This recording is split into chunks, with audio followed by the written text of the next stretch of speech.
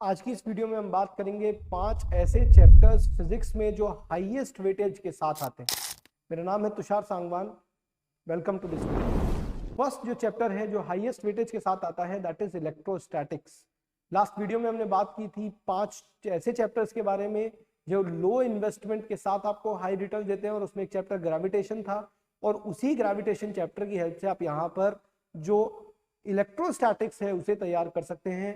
क्योंकि जितने भी पोटेंशियल फील्ड जितने भी फॉर्मूले हैं उनमें सिर्फ उन फॉर्मूले के जो बेसिक नेचर है यानी कि जो कांस्टेंट से मल्टीप्लाई में वो चेंज हो जाते हैं, अदरवाइज जो ट्रेंड है जो उनका मैथमेटिकल एनालिसिस है वो सेम ही रहता है, और इस वजह से सारे ग्राफ्स भी सेम रहते हैं। तो पहला इलेक्ट्रोस्टैटिक्स चैप्टर है जिसके अंदर आपको कूलम्स लॉ से फोर्स कैलकुलेट करना, डाइपोल डाइपोल की वजह से जो इलेक्ट्रिक फील्ड्स हैं जो आपने बोर्ड के रिवीजन के लिए भी जरूर से की होंगी, उसके बाद torque acting on dipole, potential energy of dipole, potential at any general point of dipole, Gauss theorem से related questions.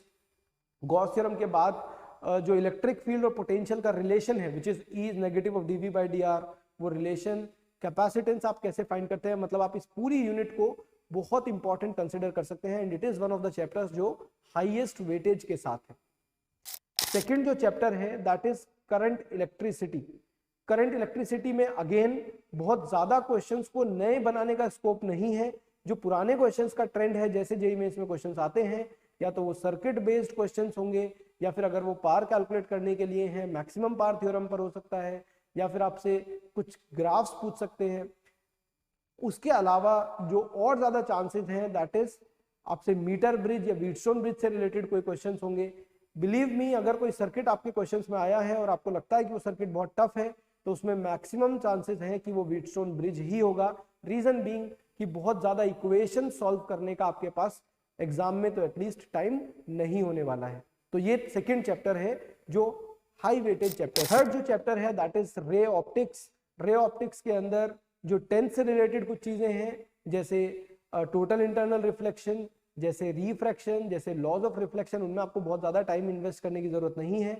Lens maker formula, mirror formula, और इनके जो साइन कन्वेंशंस हैं वो, इसके साथ साथ जितने भी टेलीस्कोप्स हैं, एस्ट्रोनॉमिकल टेलीस्कोप हो, या फिर जितने भी आपके पास जो भी ऑप्टिकल इंस्ट्रूमेंट्स हैं, वो सारे ऑप्टिकल इंस्ट्रूमेंट्स के मैग्निफिकेशंस आपको जरूर से तैयार करने हैं। तो ray optics is again one of the chapters जो हाई वेटेज चैप्टर्स में से है।